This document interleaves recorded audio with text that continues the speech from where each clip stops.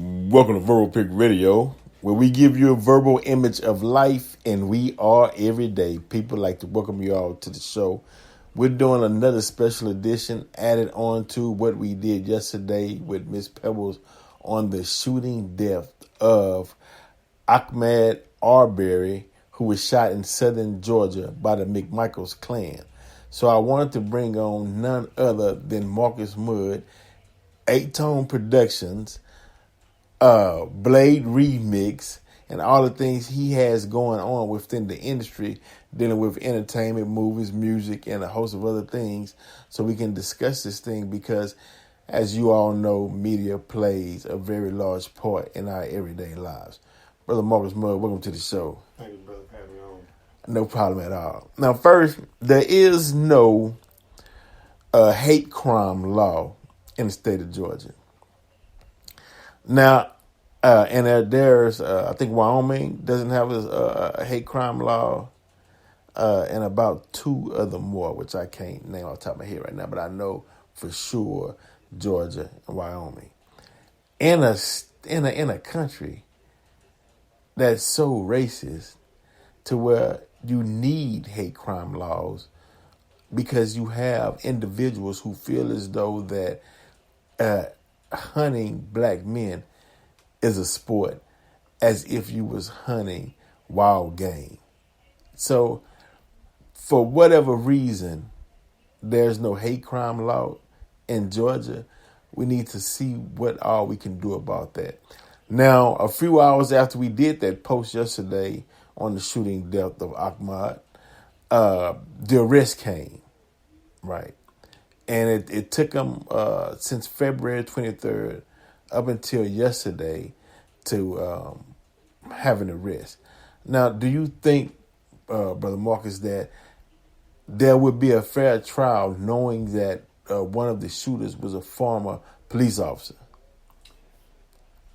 No, not even if it wasn't a former police officer, I don't believe it's going to be a fair trial. It never has been. If we look at history, and we've already had a couple of accusers.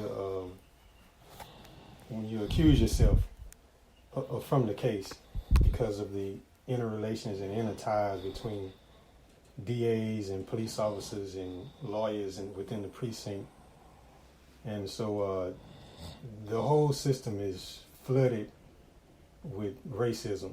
So I don't have a lot of confidence in a fair trial coming out of this. Right. And me, I don't either. And that's simply being that the history and the way things has been dealt with has not been proven to be effective when you have incidents such as this one.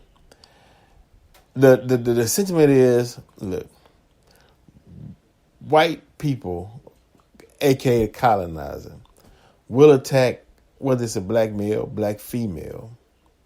Then it's business as usual in the sense that there'll be some gathering, there'll be some holding of the hands, there'll be an old Negro spiritual song, there'll be a march, there'll be a protest, and then they'll throw some money at the situation or they'll bring in someone that's not even from the area where the incident would have taken place.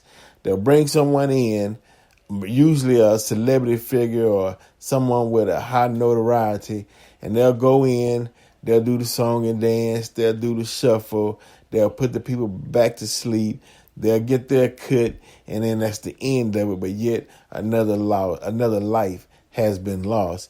And the sentiment on the streets is that people are fed up with it. The pulse of the people are tired of the same old go along to get along. What do you think about that, bro? Well, I think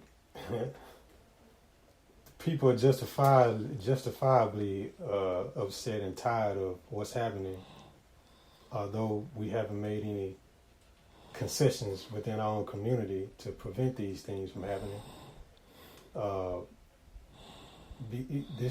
We should already know by now that this is going to happen. It has been happening, and it will be happening as long as you allow it.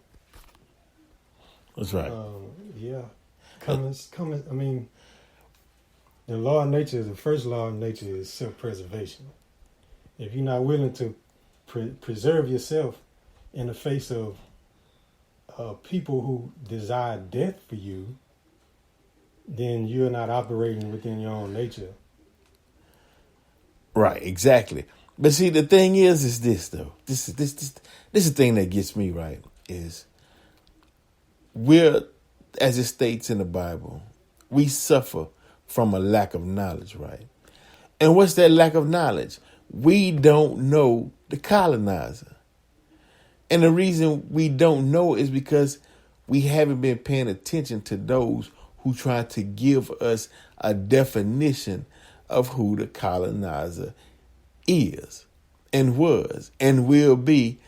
And you got that from Army Elijah Muhammad, and now through the messenger, Mr. Farrakhan, who is trying to explain to the masses for years who you are dealing with. You know, it was said to study him, study the colonizer. You know, we know who we are, but we don't know who he is and why he does what he does. See, this show today is not about civil rights, and it's not about protesting and marching. We beyond that. That. Not saying that it's not effective, but we need to step the game up, is what I'm saying. And so if you're gonna really deal with this crisis of black males being shot in a country that was operated on, that had black people in it before the colonizers, the Europeans, ever came to America. If you look at the logs from Columbus and De Soto and those who travel to this country, they describe the people and their features and what they looked like when they first arrived here.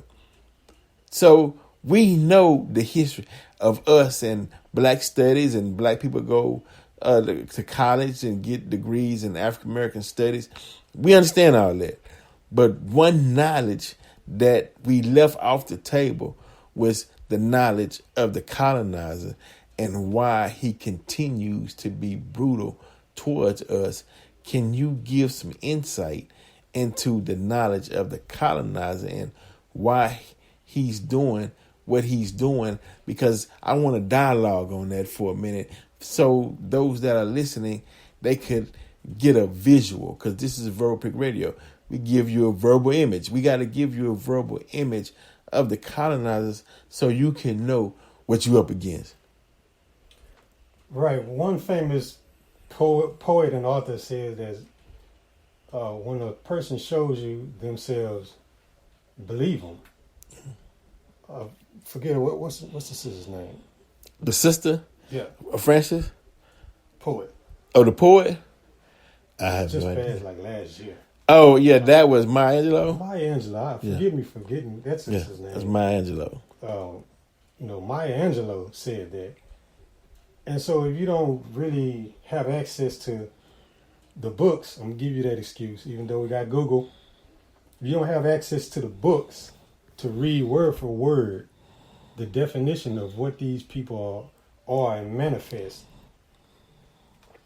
what it is that we are not all operating from the same nature.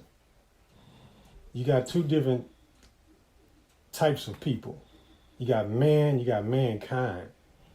That's why the scripture defines a certain type of human being as mankind. Because one man came from the other.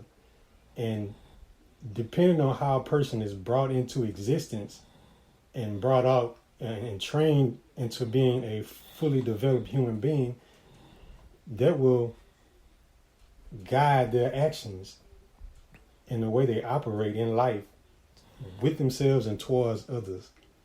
So without going through the whole process of it, white people actually have it in for black people simply because of The skin tone. All right.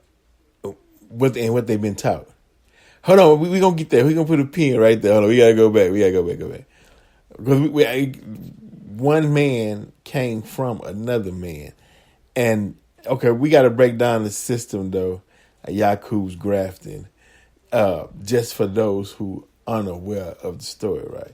Okay, so in the beginning, right, before there was any Caucasian, before there was any of the Asians that you see or whatnot, we were on the planet. Scientists noticed that. Okay, we can go into the playing with two pieces of rod, and he learned his destiny from that like attracts and unlike repels, right? But I'm gonna start from where he noticed that there were two beings within the black man. You had two shades. You had dark shades, and you had a little lighter shade. He went off to the island of Patmos and took his followers. Some say there was 59,999 of them. Went out to the island of Patmos, or what the Bible called Pelon, and he separated the lighter, and he mated them onto the lighter. He mated them onto the lighter until all of the melanin was stripped out, and that new being was 100% recessive. And then he taught him how to rule over the original man. So really his nature was given to him, but his nature was really a study of what was hidden in the depths of us, meaning he is our lower nature manifested. Can we say that? I guess we off into it now, brother. We gotta. I guess we. But is it his lower? Is he our lower nature manifested or Fully manifest? okay? Because you have to know your full nature. You have to know your full capacity, what you're fully capable of doing, in order for yourself to be, in order for you to be self-mastered, in order for you to master yourself. Okay. So the black man possessing the brown germ, brown gene, and the black, it was found by Yakub that if he separated the two, one would attract the other. Okay. So you breed the brown germ until the brown germ becomes a lighter shade, and then you take that lighter shade and breed it with the brown, then you get two lighter shades. Then you take a lighter shade than that, breed that lighter shade with the lighter shade, until you go through the whole process of brown, red, yellow, and then white. That's right. But I just want to make this point very clear. In the beginning, the black and brown was there.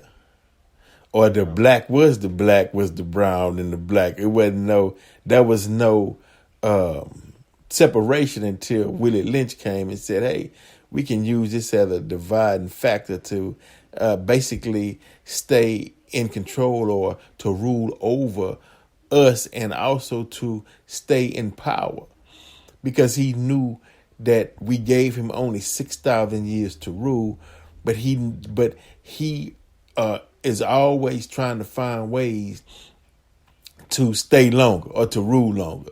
So if he got to come with a system of tricks, which was taught to him, if he got to come with a system of divide and conquer, if he got a Planned Parenthood and put these depot shots into black women so they can be sterile and cause all kind of in order for him to stay longer, he's gonna do that.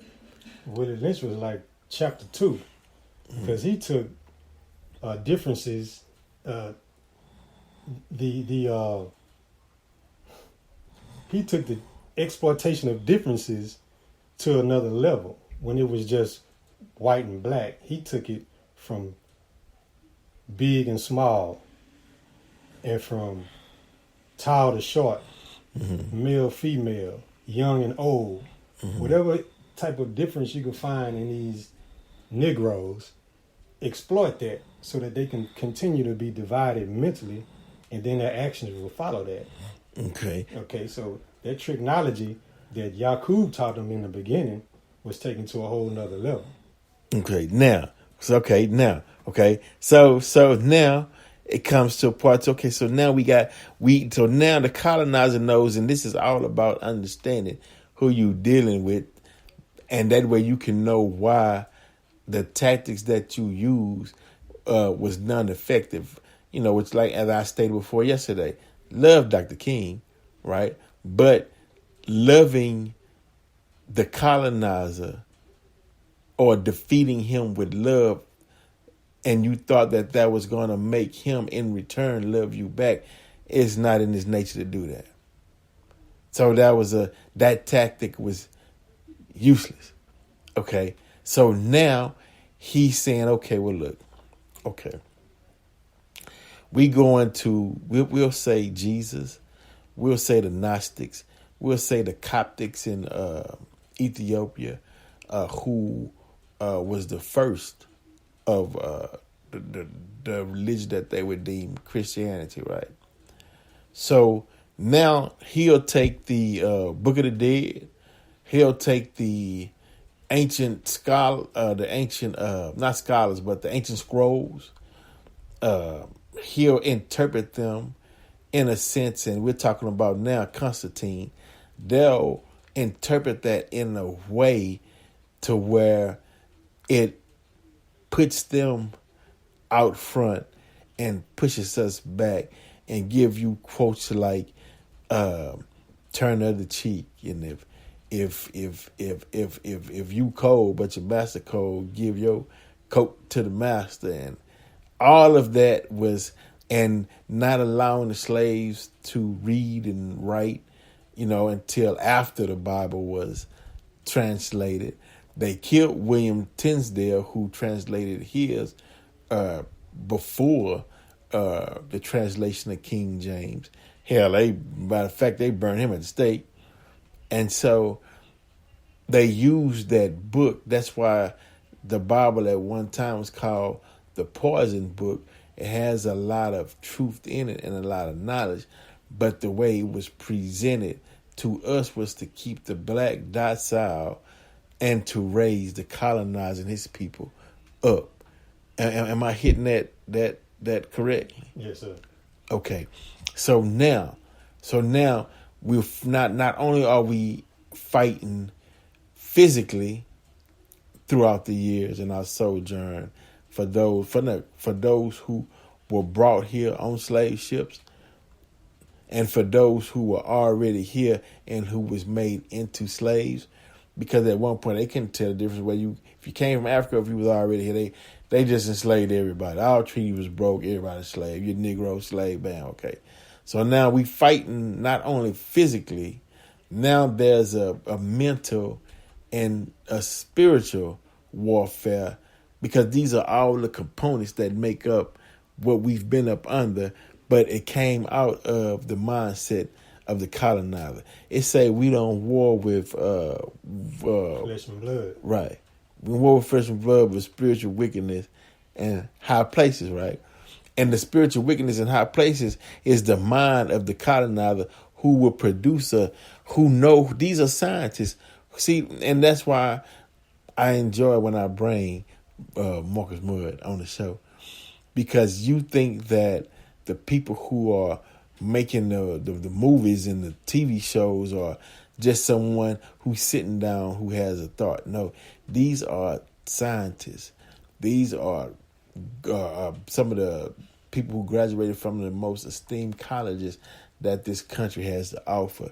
And they sit down and they know how to do cause and effect through media to create a certain type of reaction that they want from their audience. And also they know how to put the sound, and all of that plays a part into suggestive thinking, in a sense. Am I on that? Yes, sir. Nah. And so they know how to first. This is a system of waves, man. This is a system of waves, right? Okay.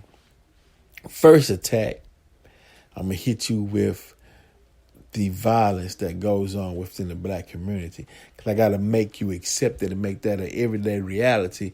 That way, you won't wake up and say, hey, damn, let me clean my neighborhood up, because it's popularized in the media. And so that generation who sees that, if you want to become an actor, or if you want to make some money, or you saw that type of lifestyle on the big screen, so the youngsters coming up is like, I need to play my part. They creating roles and parts for you in society. You're already playing a role. You know, they'll popularize pants sagging. They'll popularize gang mentality. They'll popularize black on black violence and crimes on the screen, because they know that the way that they put it out there is going to attract you. It's going to be embedded in your subconscious. And when you see certain images on the screen, it releases certain dopamines in the brain, and then that becomes a part of you. And you might act out, and you might not know why you acting out. There's a psychological effects on that individual. Am I hitting that on there? Yes, sir. Okay, done deal. Okay, so now that's the first wave. You got the Boys in the Hood, Men's Society, you got your and whatnot. Even though Boys in the Hood was explaining a lifestyle and the fact that what goes on, as Cube said in the end, they don't know, they don't show, they don't care about what's going on in the hood, and they don't. Cause and another famous line is, look, man, you know, there were other gentlemen were saying how the hunt is on and you to pray. The hunt is on, and the hunt been on, we to pray. And that alludes back to Ahmed Arbery. The hunt was on, we to pray, and they still hunting us down, right? We building it back up. Okay, so after that, it became toxic masculinity, in the sense that, okay, the black man, he's too, they saying they never liked our rhythm and our walk and our attitude. As the minister said, walk heavy on the earth. They didn't like that, because white folks felt as though, you know, you too comfortable in our country called America. So we need to find a way to attack that masculinity. So now all of a sudden, comedians and actors put this dress on. Dave Chappelle ain't want to wear a dress. He run out to Africa. He wonder, why I could be funny without a dress. Why y'all always want us to put a dress on? You know what I mean? Okay, but I'm coming to you more. So, okay, so the dress. Put the dress on. Then, you know, okay, so now that's, and sisters, goddamn, man. And a lot of sisters, y'all introduced that homosexual lifestyle. Y'all bring your friends around, and they use y'all too, the old kid and whatnot. And I'm not bashing on I'm not bashing on my homosexual brethren, right? I'm just simply showing how they created that environment and made it acceptable, because they felt like we was too manly, and they didn't want to go up against us that way, because they like to hide and shoot. Okay. And so that I'm coming from that aspect, that it was purposely done. So once they did that, right, then they said, okay, look, we're going to have to start giving them our women, the colonizers' women, because that black woman and that black man union, that's too strong. We got to break that down real quick, right? And then we got to make the black woman, look, man, then we got to make the black woman not love or like who she is. I mean, COVID-19 out there killing up everybody, right? And the first day they opened up the hair salons and in the beauty supply store, the sisters run out there and go get this some hair from the Asians. And the fact that, damn, you don't like yourself, you willing to risk your health to go get some damn hair? Hold up, what you think about that though, bro? Boy, bro. It's like you said on the other interview, bro. Brothers ain't tripping over what kind of plastic you tie into your own natural scalp. We ain't worried about none of that. You're not even paying attention to that. I No. mean, We appreciate you as your natural self, the way that God made you. Come on. I believe you competing with yourself, but I don't want to go too much off into all of that. Yeah. Because then we'll get attacks and right. But right. But I want that kind of hate. But we don't want that. But I'm showing the colonizer's mind and what he does. He wants you to be other than yourself, so he'll promote anything that's not naturally akin to you, because that's used as a weapon that you don't understand. And I'm saying it's going on so far to where that would lead to a detriment.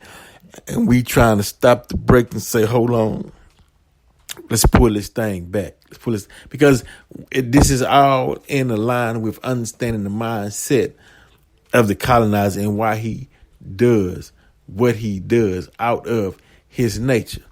So now it leads up to Ahmed, right? Brother Jargon, Southern Georgia, right? Football, basketball star. Minding his own business, right? Truck parks in front of him. Somebody's behind him videoing him, right? He tries to go around. Now, you can't tell me the N-word wasn't used. I don't know, but I in my mind, I'm visualizing it for you all.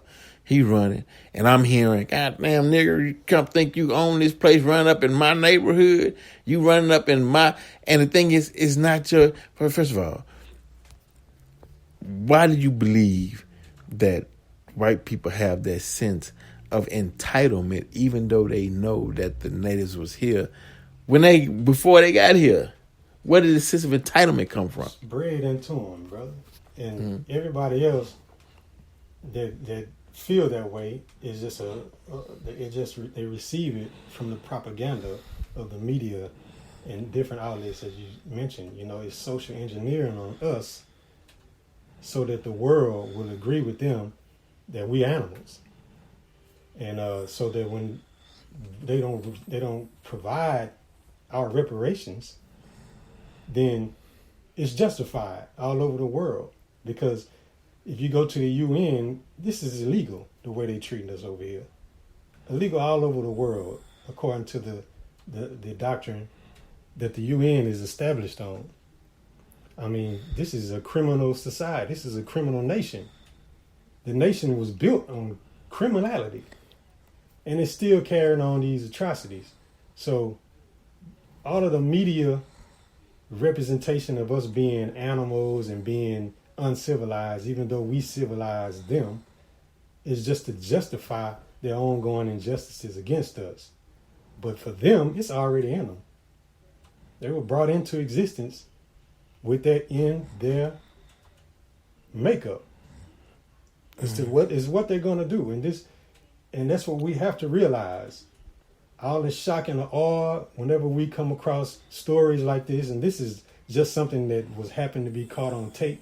I want to remind everybody there are probably hundreds of cases that went on already this year, just like it. This just wasn't caught on tape, and this one was caught on tape, and it still took a couple of months for them to come out with the case. And then when the case does come out, the DA come right out after that and say that they were justified in murdering this brother in cold blood in the middle of the street. And they didn't even arrest the McMichaels. Took them days to arrest the man. Months to arrest this. Well, let's see how much they're going to cry. Let's see how much attention this is going to get first. Let's see if they twist our arm enough and make us put these bastards in a jail cell so they can get rich off of GoFundMe. That's right. Now I'm not the slogan statement, Black Lives Matter, and then you'll hear some say, well, all lives matter.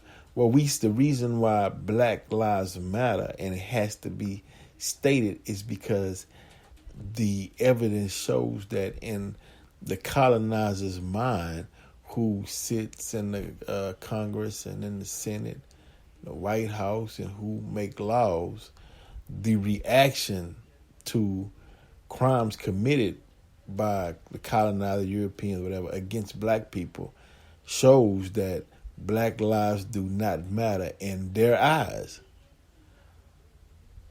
Because for some reason, come on, we got to get into it. I mean, look, y'all bear with me because there's so much popping in my head.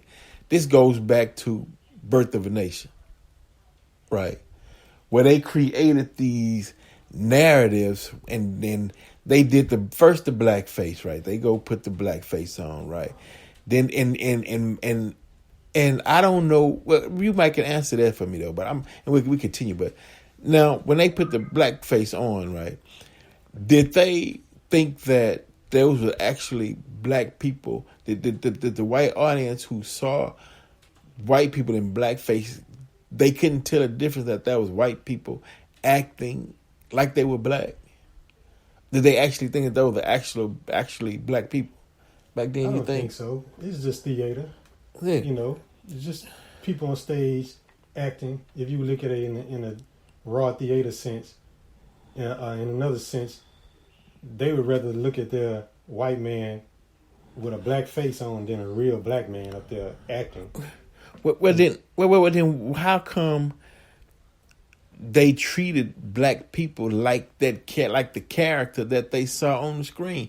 They thought, because they had them come out and mammy, and they did the shuffling dance, and they felt like, wow, that's how they are. Had the white man in blackface Google-eyed over a white woman and drooling like he trying to attack and rape, and white folks was afraid like this is what black folks want to do to us when we didn't even create the role. It's the power of images, and you're talking about motion images.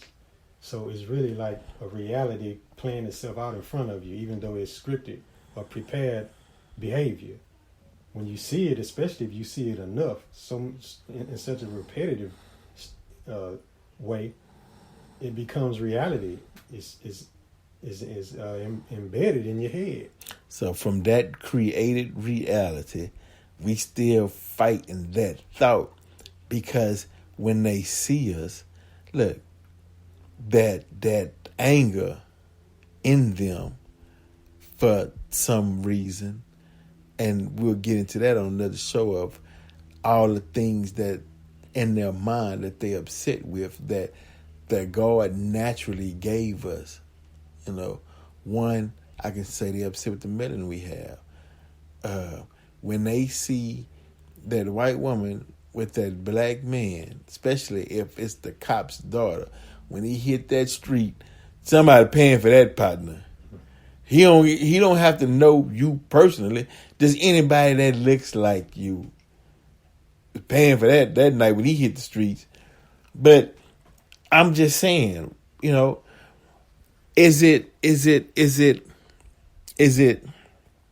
insane on our behalf to try to go and unravel all the misconceptions and all the things that was created by the colonizer to send that negative narrative about black people? Is it useless to go in and try to repair that damage? I mean, is it too far embedded in the social fabric of this country to try to make it clean again? The Honorable Elijah Muhammad gave the ultimate and probably the only solution to all of this, because we're still asking that same question to ourselves and to others. We're still searching for the solution to this. But he told us we need a full and complete separation. We need a place that we can get to ourselves, heal, and start actually building a world and a society, a nation of our own. And if you hate us that much, white people, you shouldn't have a problem with that. You should actually be glad to help us do that. That will give you honor all over the world that you actually did something for your former slaves. Yes. Instead of looking like you are all over the world, tormentors to this very day of your former slaves. And we shouldn't be begging you for what you have. We helped you build it. You have it. You took it. You didn't pay us back. You owe us reparations. You say you don't have it, yet you shell out over tens of billions of dollars to Israel over a 10-year period. That breaks down to about $1 million a day. $1 million a day to Israel, and you give land to this country, and you give land to that. You know, China, you got the national parks, almost all the national parks owned by China and the UN. How come you don't have enough to give your former slaves who made you this powerful? It is because there is no survival of the host. Of the graft from the host. A leech has to have a host. A parasite must have something to draw from. And if we got the picture, where can he draw from or get the strength from? Where can he get the creativity from? The music and the okay. And since we talking about bats, if bats ain't got blood to suck, and bat don't survive. You know? Okay, now I don't recall the president's name. I don't recall who it was. Was it Adams or Jefferson who proposed a separation back in the day? Yeah, one of the presidents. One of them said that. And some of us actually got sent to Liberia. Right, true. To start a new world for ourselves. Right, true. Hey, you're right. And matter of fact, President Lincoln wanted to send some of the free slaves to Cozumel, Mexico, back home, because the old Mex was the first inhabitants of what they call Mexico in that region. But Lincoln wanted to send the former slaves, the free slaves, to Cozumel, Mexico, because they knew that our presence here, and they knew the attitude and the character of the colonizer in America, that it would be ongoing clashes. So they did try to resolve that. But some of us, some preachers back in the day was against it, didn't want to do it. And we suffer from it.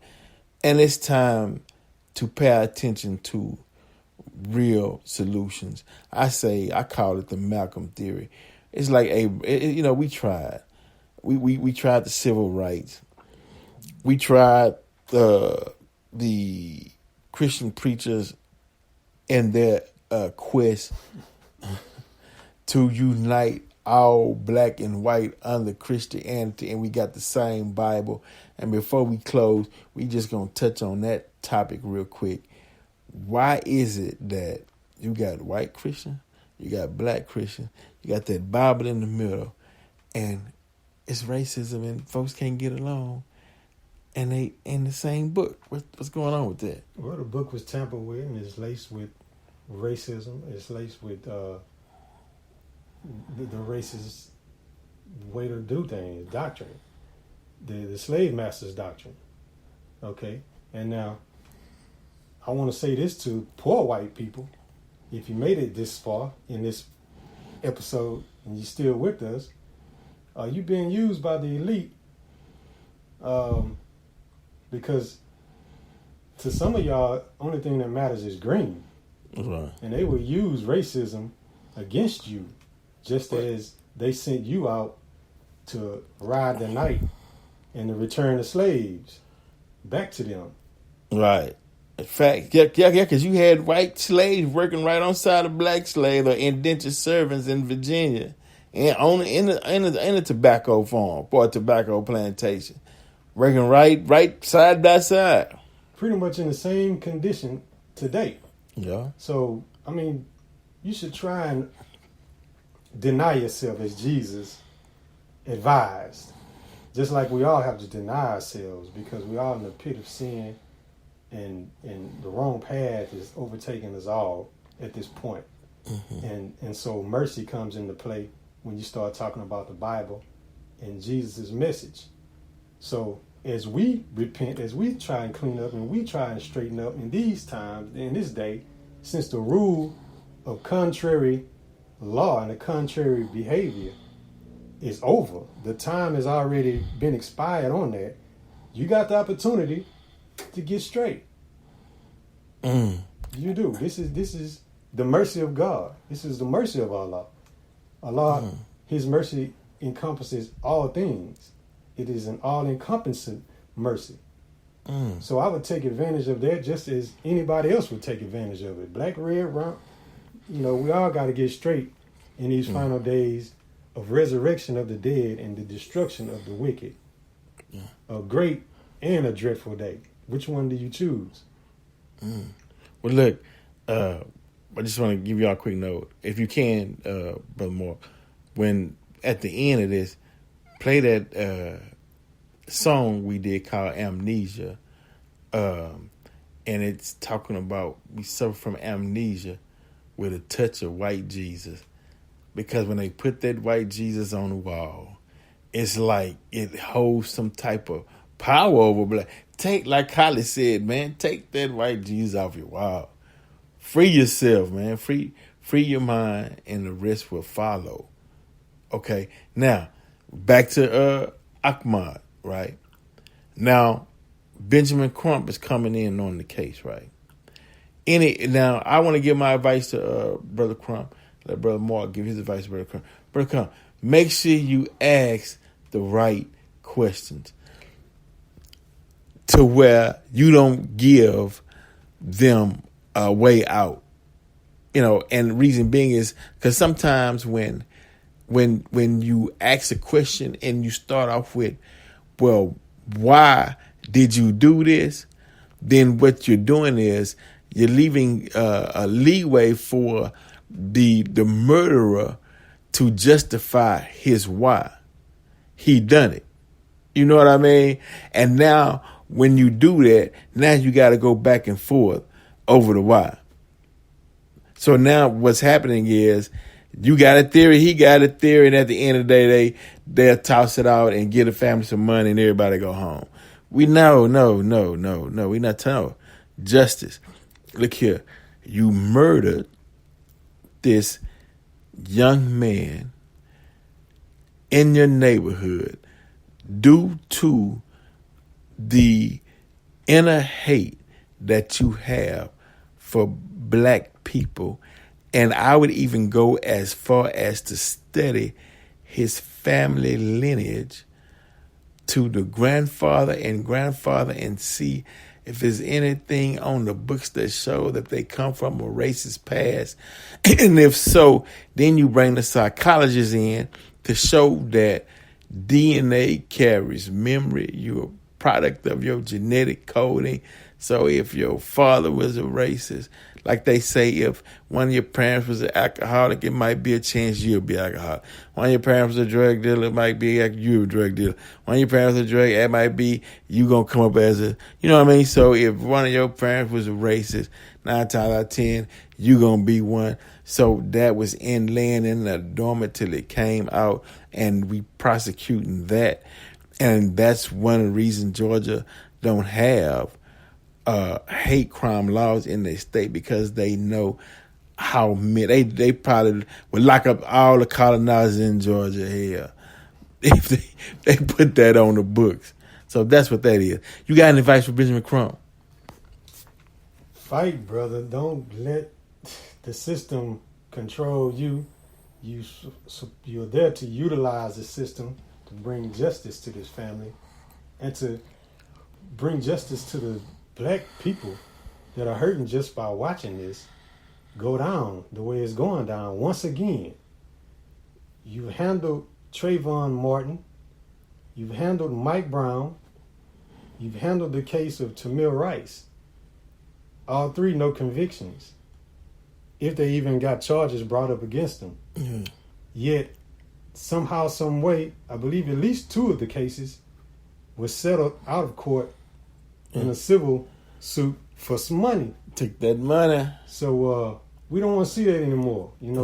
Our lives have more value than a couple of billion, a couple of million dollars. That's right. Which they know we're gonna turn around and spend that money, right? Give it back to them anyway. Don't give it back to Ain't them. going no black business. And just like I said, now if you want to fight for some money, go get our reparations, man. Yeah, nah. If you want to fight for some money, go get us all paid then.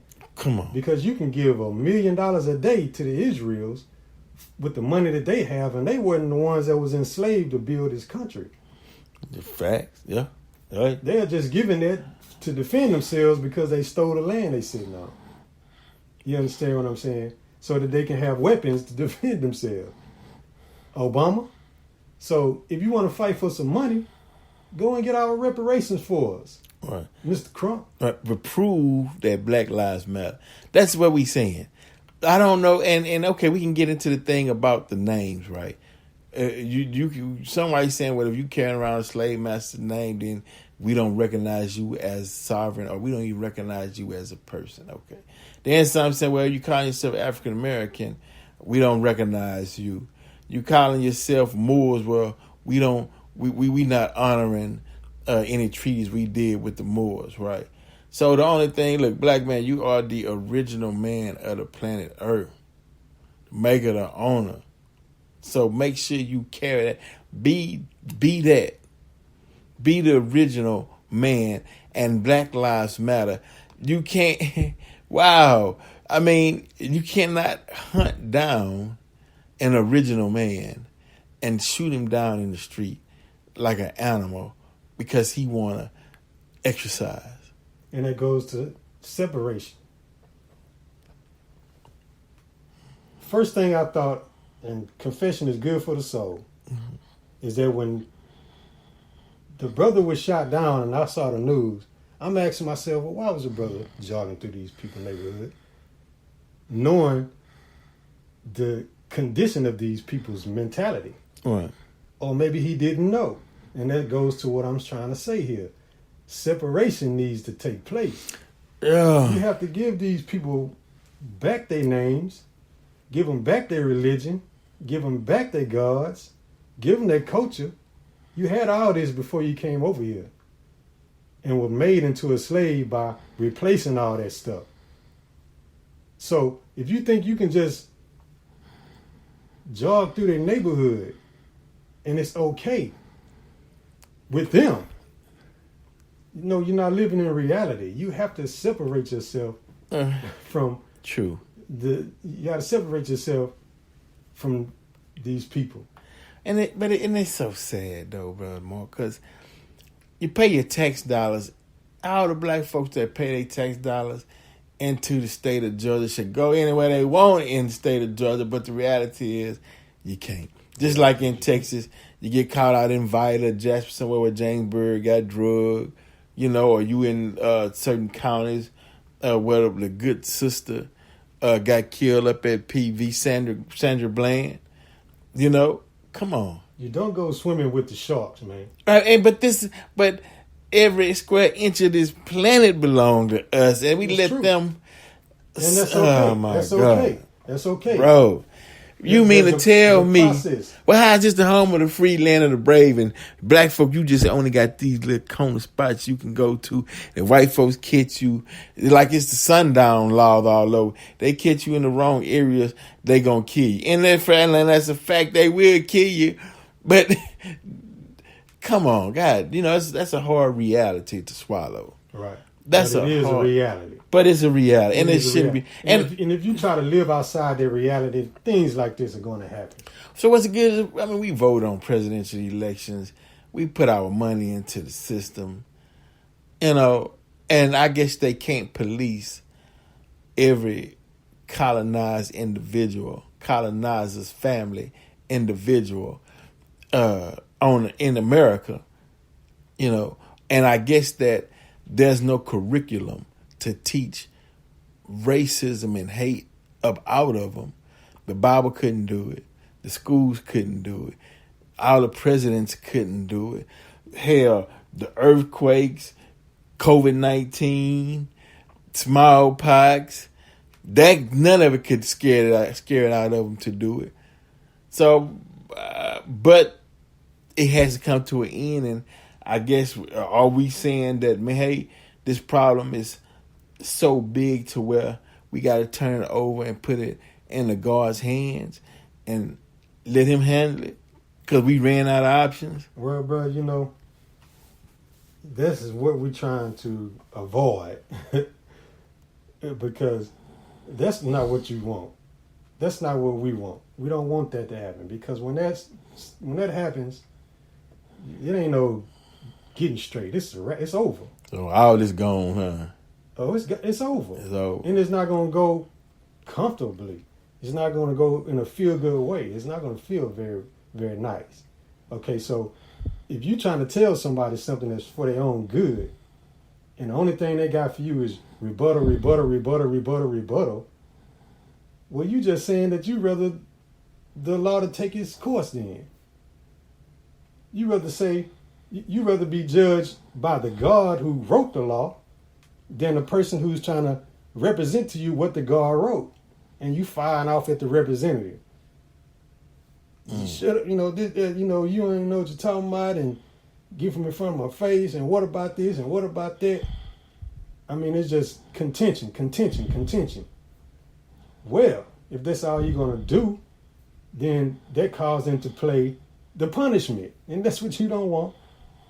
Just remember, the person who's trying to warn you is not the one who's going to come through and exact the punishment. You don't want that to happen. Why don't you try, like you just said, bro, we never had a curriculum on how not to be racist. I mean, the country was built on racism. How come we don't have a curriculum in public school to teach people how not to be racist and how not to be a victim of racism? Something to just curtail that white supremacy.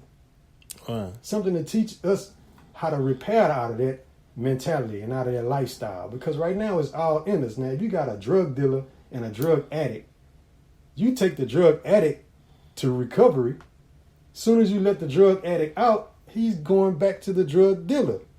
Because the drug dealer never got recovered. Yeah. He never got treatment. Yeah, that's fact. He got a problem just as much as the addict got a problem. Trust me. Yeah, that's right. That's a fact, bro. I said that they need to have institutions for ex-drug dealers to help cope from the stress of being a drug dealer. Yeah.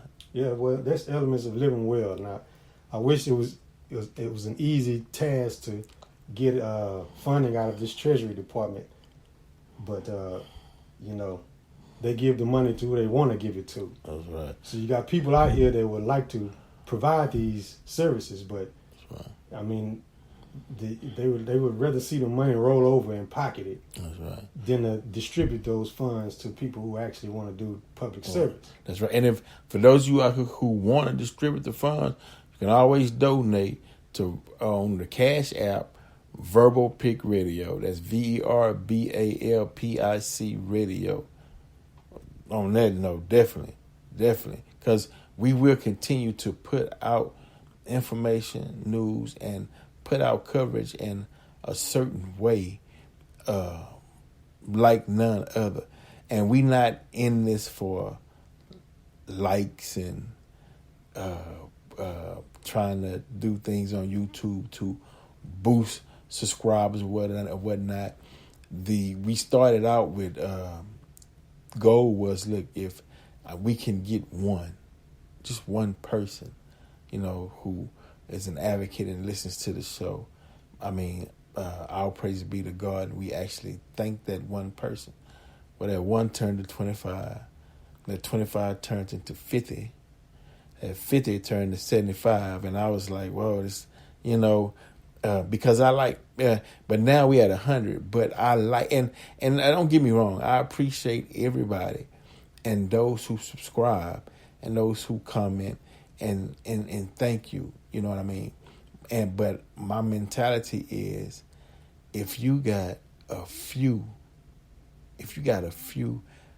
knowledgeable, sincere people, they can do more than if you had millions.